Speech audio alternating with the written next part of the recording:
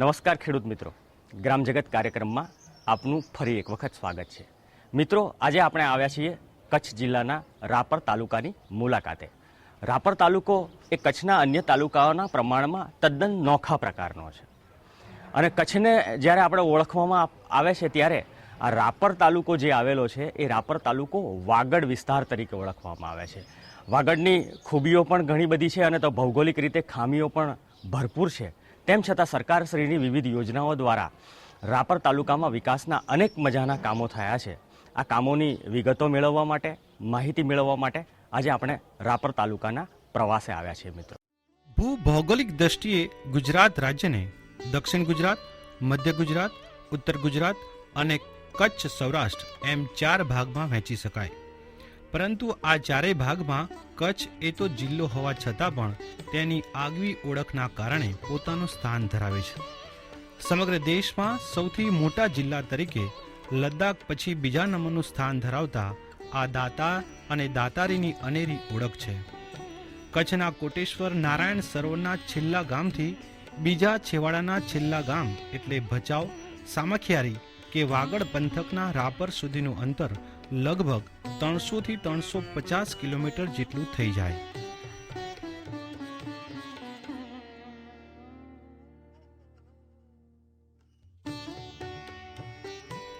એક તરફ રણ, બીજી તરફ કાળો, લાલ ને ભૂજ્યો ડુંગર, ત્રીજી તરફ કંડલાથી તુણા, મુંદ્રા, માંડવી ને જખો સુધીની દરિયાઈ પટ્ટી પણ કચ્છની ઓળખમાં જડાઈ ગઈ છે. કચ્છી બોલી અને ભાતીગળ લોક સંસ્કૃતિના જીવન ધબકાર સાથે વિષમ પરિસ્થિતિમાં જીવતા કચ્છી માંડુઓ આજે વિવિધ સરકારી યોજનાઓને સથવારે ખેતી, વીજળી, પાણી, પાકા રસ્તા, પાકા મકાન ને ઘર આંગણે શિક્ષણ સુવિધા મેળવીને સામાજિક વિકાસ અને પ્રગતિના પંથે ધીમા પણ મક્કમ ડગ માંડી રહ્યા છે. વિકાસના આ પગરણની ઝીણી ઝીણી વાતો આજે આપણે માણીએ. આપણી સાથે રાપર તાલુકાના તાલુકા વિકાસ અધિકારી શ્રી M.H. સોની સાહેબ ઉપસ્થિત છે.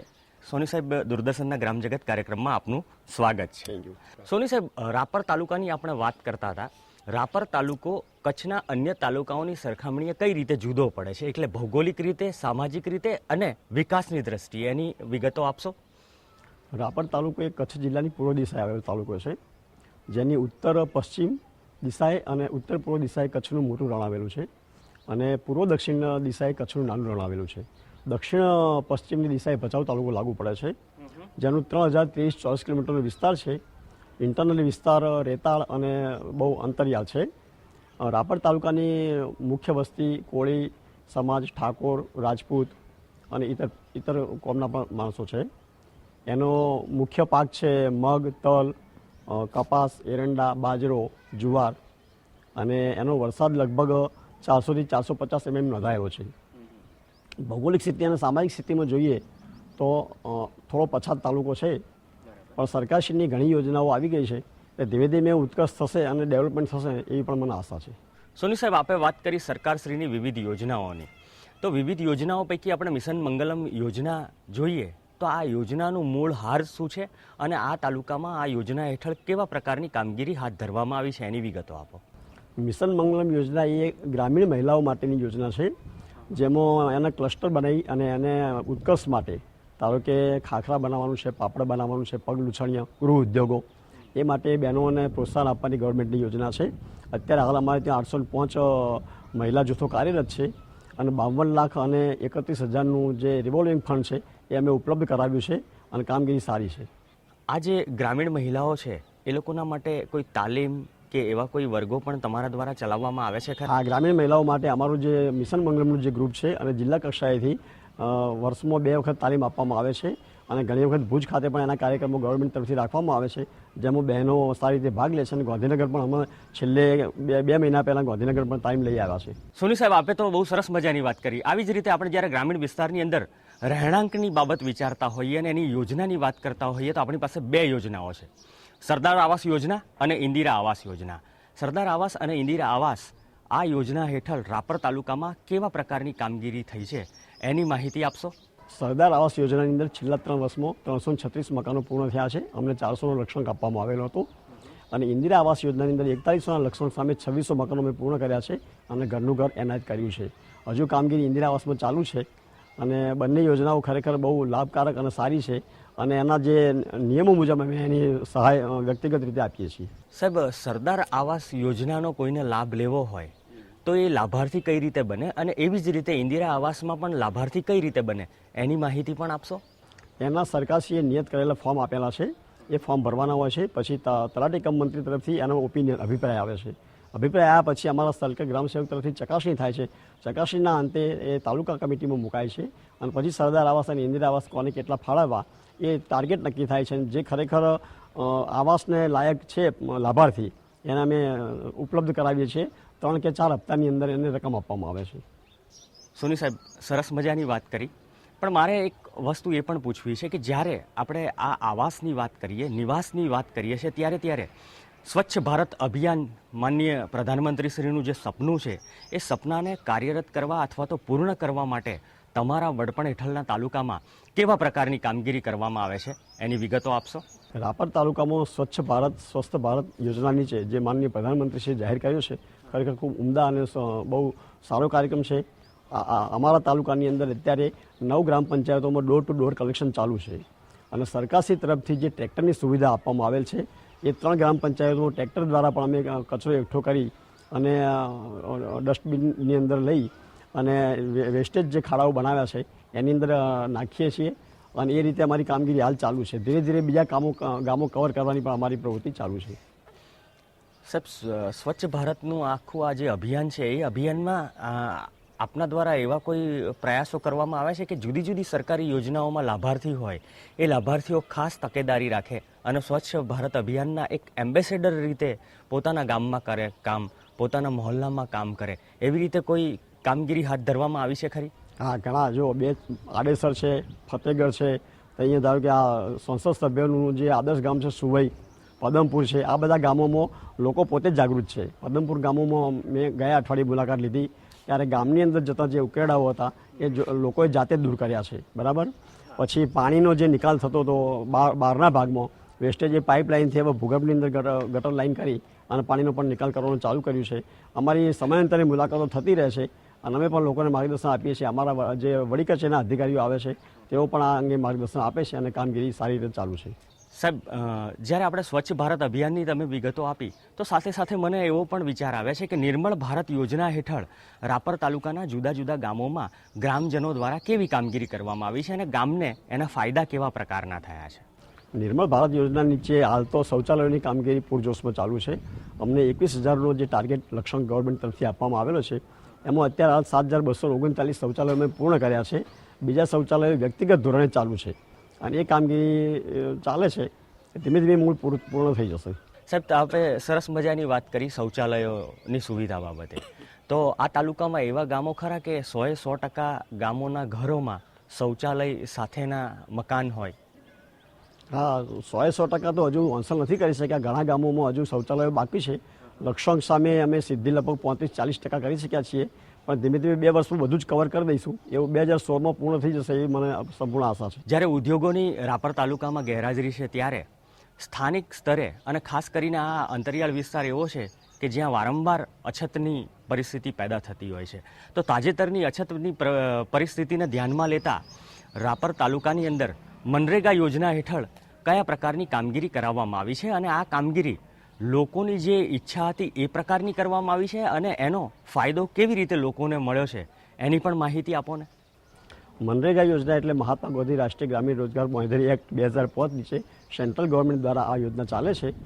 રાપર તાલુકામાં ડિસેમ્બર 2014માં અછત જાહેર થઈ છે સરકારશ્રી તરફથી.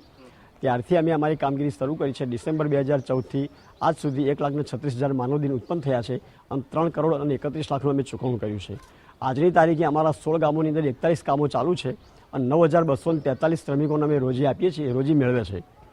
હાલ મનરેગા યોજના ખરેખર બહુ લાભપ્રદ છે. એટલે મનરેગા યોજનાની અંદર લગભગ અમારા 16-17 ગામોમાં મોટાભાગે તળાવના રસ્તાના કામ ચાલુ છે અને બહુ સરસ લાભ મળે છે. અમને વડી કચેરી તરફથી પણ સહકાર સારો મળે છે અને કામગીરી પૂરજોશમાં ચાલુ છે. સાહેબ, આપે મનરેગાની અંદર બહુ સરસ મજાનું કામ થયું છે, તો ઉડીને આંખે વળગે એવા આ તાલુકાના કામો મનરેગા હેઠળ કયા થયા છે? મનરેગા હેઠળ એક તો ગેડીનું તળાવ છે, આણંદ પરનું તળાવ છે, બેલાની અંદર બે રસ્તા છે અને બીજા જે ગામો છે નજીકના એની અંદર મોટાભાગે રસ્તાના જે કામો થયા છે એ ઉડીને આંખે વળગ્યા ખરેખર સારા અને સારી રીતે બનાવેલા છે, જેને કહેવાય કે એક અસ્ક્યામત ઊભી થઈ છે એમ. આપે રાપર તાલુકાની સુંદર મજાની માહિતી આપી. સામાજિક વિકાસની સાથે આર્થિક વિકાસની સાથે આ રાપર તાલુકાના ગ્રામજનોને જોડીને જે સારું પરિણામ મેળવવાનો પ્રયાસ સરકારી તંત્ર દ્વારા કરવામાં આવ્યો છે એના આપ સાક્ષી પણ બન્યા છો અને એના સાથી પણ બન્યા છો. દૂરદર્શનના ગ્રામજગત કાર્યક્રમમાં આપે જે માહિતી આપી એ ખૂબ જ મહત્ત્વની અને ઉપયોગી થઈ.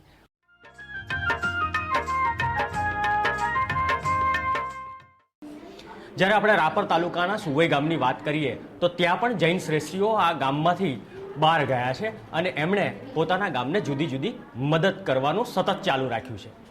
ગામની અંદર રતનસિંહ ભીમજી સાવલા નામનું એક ટ્રસ્ટ પણ ચાલે છે અને આ ટ્રસ્ટનું સરસ મજાનું સંચાલન છેલ્લા 7 વર્ષથી વાડીલાલભાઈ સાવલા કરી રહ્યા છે. વાડીલાલભાઈ, દૂરદર્શનના કાર્યક્રમમાં આપનું સ્વાગત છે. આપના ટ્રસ્ટ દ્વારા કેવા પ્રકારની પ્રવૃત્તિઓ ગ્રામ વિકાસ માટે, ગ્રામ ઉત્થાન માટે અને સામાજિક વિકાસ માટે કરવામાં આવે છે એની માહિતી આપશો? અમારો હેતુ એ છે ગામના નાના માણસને વધારે કેમ ઉપયોગી કરવું અને કેમ આર્થિક સદ્ધરતા પામે. શૈક્ષણિક અને મેડિકલ, શૈક્ષણિકમાં સ્કોલરશીપ આપવું, પ્રૌઢ શિક્ષણના ક્લાસ ચલાવીએ છીએ, બાકી કોમ્પ્યુટર ક્લાસ, લાઇબ્રેરી, વાંચનાલય, મેડિકલ સહાય જે આર્થિક નબળા માણસો હોય એને, અને બાકી કોઈ પણ માણસ જે રીતે આર્થિક પોતે પોતાના પગભર ઊભો રહી શકે એના માટે અમારા બનતા આ ટ્રસ્ટના મેન બધા જાતના પ્રયાસ હોય છે. વાડીલાલભાઈ, જ્યારે સુવઈ ગામની આપણે વાત કરીએ અને તમારું ટ્રસ્ટ જે પ્રવૃત્તિઓ કરે છે એ પ્રવૃત્તિઓનો ફાયદો ગામ લોકોને કેવો પહોંચ્યો છે? બહુ રિઝલ્ટ સારો, સવાલ પણ તમારો સારો છે. એનાથી અનેક ફાયદાઓ દેખાણા છે. આર્થિક માણસ પગભર થયો છે અને માણસ ધંધામાં જોડાતો થયો. વાડીલાલભાઈ, જ્યારે આપણે સુવઈ ગામમાં રતનસિંહ સાવલા ટ્રસ્ટ દ્વારા જે પ્રવૃત્તિઓ થાય છે એ પ્રવૃત્તિઓનો કેવો લાભ, એટલે કે સીધો લાભ જો આપણે ગણાવવો હોય તો કેવો મળ્યો છે? એનો રિઝલ્ટ છે એ જ અમારો હેતુ છે. એટલે અમારા હેતુમાં જે અમે આર્થિક પગભર કરવાની બાબતમાં જે વિચારીએ છીએ એના થકી આ જે ક્લાસો ચાલે છે એના થકી કોઈ પણ દીકરીને પોતાના ઘરે પોતાના પગભર ઊભા રહી શકે એટલા માટે એ મોટો લાભ મળ્યો છે. બાકી અનેક ઘણા પણ નોકરીમાં જોડાયેલા છે, આર્થિક ધંધાની અંદર પણ એમનો લાભ મળ્યો છે. દાખલા તરીકે વાંચનાલય હોય તો એ જે ફાજલ ટાઈમ જે ગામડાઓમાં હોય એ બીજે ક્યારેય સારી જગ્યાએ બેસાડી અને સારા પુસ્તક, વિભાગ વાઇઝ પુસ્તક રાખીએ છીએ અને બધી જાતના પેપર, મેગેઝીનો મંગાવીએ છીએ. એટલે એના થકી માણસનો માનસિક વિકાસ થાય અને એના થકી અનેક એના લાભના ઘણી બધા ફાયદા હોય છે. જેમ જેમ સમાજ જીવનમાં બદલાવ આવતો જાય, વિકાસની વાત વધારે ને વધારે આગળ વધતી જાય, તેમ ગામ લોકોની અપેક્ષાઓ અને આશાઓ પણ વધતી જાય. તો આ અપેક્ષાઓ અને આશાઓને ધ્યાનમાં લેતા રતનસિંહ સાવલા ટ્રસ્ટ આગામી દિવસોમાં ગામ વિકાસ માટે કેવા પગલાં ભરવા જઈ રહ્યું છે? અમારાથી થતા બધા પ્રયત્નો અમે ચાલુ જ રાખીએ છીએ. જમાનાને તાલ મિલાવી અને જે જરૂરિયાત મુજબ જ્યારે જે શિક્ષણની જરૂર હોય, જ્યારે કોમ્પ્યુટરની જરૂર હોય, એનાથી આગળ જે કોઈ કોચિંગ ક્લાસ કરવાની જરૂર હોય એ બધાની અંદર અમને જે ટેલેન્ટ મળે છે એ રીતે અમે વિચારી રહ્યા છીએ અને અમે ચાલુ જ છે. વાડીલાલભાઈ, કોઈ વ્યક્તિ કામ કરે કે સંસ્થા કામ કરે, કામ બહુ જ અગત્યની વસ્તુ હોય છે અને ગામના વિકાસ માટે તો ખરેખર જરૂરી હોય છે. આવું ખરેખર જરૂરી કામ આપના દ્વારા અને ટ્રસ્ટ દ્વારા થાય છે એ બદલ તમને હાર્દિક અભિનંદન આપીએ અને સાથે સાથે ગામના વિકાસમાં વધુને વધુ આપ પ્રવૃત્ત રહો એવી શુભેચ્છાઓ પણ વ્યક્ત કરીએ. આ કોઈ અભિનંદનની વાત નથી, આ અમારી એક ફરજની વાત છે. અમારા ગામ પૂરતું અમે કરીએ છીએ, કોઈ નવીની વાત નથી. અમારા ફરજના ભાગરૂપે અમે આ જે આપણે કાંઈ કરી રહ્યા છીએ એ એક ફરજના ભાગરૂપે કામ કરી રહ્યા છીએ. આમાં કોઈ અમારી મોટાઈ નથી. બહુ સરસ વાત કરી તમે, ફરજની વાત કરી. ફરજની વાતની સાથે સાથે હું મારી ફરજ પણ પૂરી કરું. આભાર વાડીલાલભાઈ, આપણે પાછા મળીએ છીએ. એક સમયે ખેતી વિકાસ માટે હર ખેત કો પાણીનું સૂત્ર ખેતી વિકાસ માટે સોનેરી સફળતાનું ઘાતક બન્યું હતું. આજે સામાજિક વિકાસ માટે માનનીય પ્રધાનમંત્રીશ્રીએ વ્યક્ત કરેલા વિચારોમાં ઉન્નત ભારત, સ્વચ્છ ભારત મિશનમાં હર ઘર મેં શૌચાલય એ સામાજિક વિકાસ માટે મહત્વના પરિણામો લાવનારું બની રહેશે. વ્યક્તિગત સ્વચ્છતાથી ભારતને સંપૂર્ણ સામાજિક સ્વચ્છતા તરફ વાળવાના આકૃત સંકલ્પે પૂર્ણ સ્વચ્છતાની દિશામાં મહત્વનું બની રહ્યું છે. આ ગામમાં જ્યારે અમે લોકો આવ્યા અહીંયા કને પહેલી વખત મુલાકાત ઉપર, ત્યારે અમને જાણવા મળ્યું કે લગભગ 100-125 જેટલા ઘર એવા છે કે જેમાં શૌચાલયોની કોઈ જ પ્રકારની સગવડ ઉપલબ્ધ નથી. તો આ એક અત્યારે ગંભીર પ્રશ્ન કહી શકાય. આપણા મુખ્યમંત્રી શ્રી પણ આ વસ્તુ વિશે ખૂબ જ વિચારે છે અને સ્વચ્છ ભારત અભિયાન દરમિયાન આપણા પ્રાઇમ મિનિસ્ટરે પણ આપણને સૂચના આપેલી છે કે આપણે આ વસ્તુ ઘરોઘર આનો ઉપયોગ કરવો જોઈએ. આ ગામમાં પરિસ્થિતિ એવી હતી કે અહીંયા કને અત્યારે જે રેલા આવે છે કે જે નદીઓના જે વેણ આવતા હોય છે એના હિસાબે બહેનોને બહારે જવામાં તકલીફ પડે છે. ચોમાસાના 4 મહિના તો ખૂબ જ તકલીફ પડતી હતી. બહેનોને બહારે જવામાં શરમ સંકોચ ઉદ્ભવતો હતો. સવારે 5 વાગે ઉઠીને એ લોકોને શૌચક્રિયા માટે બહાર જવું પડતું હતું અને એમાં પણ સથવારો જોઈતો હતો. કોઈ સાથે જાય, 2-4 બહેનો ભેગા મળીને જાય તો જ જઈ શકતા હતા. દિવસ ઉગ્યા પછી કોઈને પણ જો પીડા ઉત્પન્ન થાય તો તે આગળ જઈ શકતા ન હતા. તો આ ઉપયોગ આ શૌચાલય ઘરમાં હોવાથી રાતવરાત દિવસના બાળકો, વૃદ્ધો એના માટે તો ખૂબ જ જરૂરી સગવડ તરીકે સાબિત થશે અને ખાસ કરીને બહેનો અને બાળકો માટે, વૃદ્ધો માટે આ વસ્તુ ખૂબ જ ઉપયોગી સાબિત થશે શૌચાલય.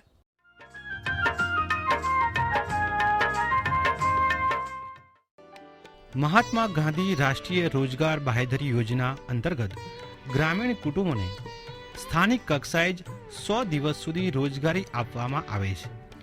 આ યોજના હેઠળ ગામમાં પ્રજાકીય સુખ સુવિધાના જરૂરી કામો જેવા કે નવા તળાવ તૈયાર કરવા, જૂના તળાવ ઊંડા કરવા કે સમારકામ કરવું, જમીન સમથળ કરવી, એક ગામથી બીજા ગામને જોડતા રસ્તા બનાવવા વગેરેનો સમાવેશ થાય છે. મનરેગા હેઠળ કામ કરતા ગ્રામીણજનોને મહત્તમ 167 રૂપિયા રોજિંદુ વેતન મજદૂરી ચૂકવવામાં આવે છે. કચ્છ જિલ્લાના રાપર તાલુકાના વિવિધ ગામોમાં મનરેગા યોજના હેઠળ સ્થાનિક કક્ષાએ જે રોજગારી પૂરી પાડવામાં આવે છે એની વિગતો મેળવવા માટે આપણી સાથે assistant program officer Amarsinh Parmar છે. અમરસિંહભાઈ, રાપર તાલુકાની અંદર મનરેગા યોજના હેઠળ સ્થાનિક કક્ષાએ રોજગારી આપવા માટે મનરેગા યોજના હેઠળ કેવા કામો થઈ રહ્યા છે? મનરેગા યોજના હેઠળ નરેગા યોજના હેઠળ વિવિધ કામો હાથ ધરવામાં આવે છે, જેવા કે તળાવના કામો, રસ્તાના કામો, કેટલ શેડ, રાજીવ ગાંધી ભવન તેમજ રોજગારી પૂરી પાડવા માટે તળાવ ઊંડા કરવાના કામો કરવામાં આવે છે. જે તળાવ મનરેગા યોજનાની મુખ્ય યોજનાનો હેતુ છે ગ્રામ્ય લેવલે સ્થાનિક ગ્રામીણ ગરીબ પરિવારોને રોજગારી મળી રહે અને ગ્રામીણ ગરીબ પરિવાર છે તે સ્થાનિક કરતાં સ્થળાંતર કરતા અટકાય એ મનરેગા યોજનાનો મેઇન હેતુ છે. જ્યારે આપણે મનરેગા યોજનાની વાત કરીએ તો સ્થાનિક કક્ષાએ કચ્છની મુખ્ય પરિસ્થિતિ એવી છે કે સિંચાઈનું પાણી ઉપલબ્ધ થઈ શકે નહીં અને માત્ર વરસાદી ખેતી ઉપર જ આધારિત રહેવું પડે, ખેતી અને ખેડૂત બંનેને. તો આવા સંજોગોમાં કયા કામો અત્યારે પ્રગતિમાં છે કે જેના ઉપર સ્થાનિક કક્ષાએ રોજગારી પણ મળે છે અને સરસ મજાના કામનો ગામને લાભ પણ મળવા માંડે? હાલે રાપર તાલુકામાં રવનાની ગામે મનરેગા યોજના હેઠળ ગોરાડી તળાવનું કામ ચાલુ કરવામાં આવેલું હતું. જે હાલે મનરેગા યોજના પૂર્ણ કામ જાહેર કરવામાં આવ્યું છે. જે મનરેગા યોજના જે કામ ચાલુ કરવામાં આવેલું હતું તે તળાવ નર્મદા યોજના હેઠળ પાણી સ્ટોરેજ કરવામાં આવ્યું છે, જેના દ્વારા ખેડૂતોને અત્યારે હાલે જે ગોરાડી તળાવમાં પાણી ભરેલું છે તેમાં સિંચાઈ માટે ઓઇલ એન્જિન લગાવી અને ખેડૂતો તેમાંથી પાણી ખેંચી અને સિંચાઈ માટેની ઉપયોગ કરવામાં આવે છે. એના સિવાય ત્રંબો ગામે કારુવાંડ છે, ત્યાં ભેખડવાળું તળાવ છે. ત્યાં કારુવાંડના ગ્રામજનો છે એ લોકો પણ તે ગ્રામજનો કારુવાંડમાં ભેખડવાળા તળાવમાં રોજગારી હેતુ કામ કરે છે. જે મનરેગા યોજના હેઠળ જે કારુવાંડ ગામમાં જે મનરેગા યોજના હેઠળ જે કામ કરવામાં આવે છે તે તળાવના લોકો સ્થાનિક ગ્રામજનો જેવા કે પશુઓ, લોકો એ પાણી પીવા માટે પણ ઉપયોગ કરે છે. તેમજ વટેમાર્ગો આવતા જતા જે વટેમાર્ગો છે એ લોકોને પણ પીવા માટેની પાણી ઉપલબ્ધ કરવા માટે ઉપયોગી થશે. અમરસિંહભાઈ, કારુવાંડ ગામ ખાતે જે તળાવ ઊંડું કરવામાં આવી રહ્યું છે એમાં સ્થાનિક કક્ષાએ કેટલા ગામોના યુવાનોને લાભ મળે છે? કારુવાંડ ગામે મનરેગા યોજના હેઠળ જે કામ ચાલુ છે તેમાં આજુબાજુની 4 વાંઢોના આવરી લેવામાં આવી છે, જેમાં મોટાભાગના જે ભાઈઓ અને બહેનો કારુવાંડના છે તે 400 જેટલા ભાઈઓ બહેનોને મનરેગા યોજના હેઠળ જે કામ ચાલુ છે તેમાં લાભ આપવામાં આવે છે. મનરેગા યોજના હેઠળ આપણે પેજ પર ડે 167 ચૂકવવા પાત્ર છે. જે શ્રમિકો ડેલી જે કામ કરે છે એ પ્રમાણે અહીંથી ચૂકવવામાં આવે છે. અમરસિંહભાઈ, આ જે કામો કરાવવામાં આવે છે એનો અત્યારે તો સ્થાનિક કક્ષાએ રોજગારીની સાથે જોડવાનો એક ઉપક્રમ છે, પણ એ સિવાય બીજા કયા લાભો ગામને મળશે? હા, મનરેગા યોજના હેઠળ તળાવના કામોની સાથે સાથે અન્ય કામો કે છે, જેવા કે રસ્તાના કામો એવા છે કે જે દૂર દૂરના ગ્રામીણ વિસ્તારો છે, જેવી કે વાંઢો, બીજા અન્ય વાડી વિસ્તાર છે, તેવા વાંઢોને રસ્તાઓ બનાવી અને નરેગા યોજના હેઠળ રસ્તાઓ બનાવી અને એકબીજાની વાંઢોને જોડી અને નજીક લાવી અને ફેસિલિટી ઉપલબ્ધ કરવામાં આવે છે. આ તળાવ બનવાથી ગ્રામજનોને અને પશુપાલકોને શું ફાયદો થાય છે? આ તળાવ બનવાથી જે સ્થાનિક ગ્રામજનો છે, જે પાણી ભરાવાથી જે આજુબાજુના જે વાડી વિસ્તાર છે કે ખેતરો છે અને સિંચાઈ થ્રુ એ લોકો ખેતીમાં કામ લાગશે. વધારાનું જે પાણી છે, ઢોરા છે કે વાડી વિસ્તાર છે, એમાં સિંચાઈ માટે અને પાણી પીવામાં પણ ઉપયોગ થશે. અને આ તળાવમાં જો પાણી વધારે ભરાશે તો આજુબાજુના કૂવા છે કે અન્ય વાડી વિસ્તારો છે એમાં સિંચાઈના સ્તર પણ ઊંચા આવશે. એના સિવાય જે આજુબાજુની વાંઢો છે કે અન્ય વિસ્તાર છે એ લોકોને પણ પાણી પીવામાં ઉપયોગી થશે. કારુવાંઢ ખાતે જે તળાવ ખોદવાનું કામ આપી અને રોજગારી સાથે જોડવામાં આવે છે, આવી કામગીરી સંભાળનાર મનરેગાના જે સુપરવાઇઝર છે એ હીરાભાઈ સામાભાઈ મકવાણા આપણી સાથે ઉપસ્થિત છે.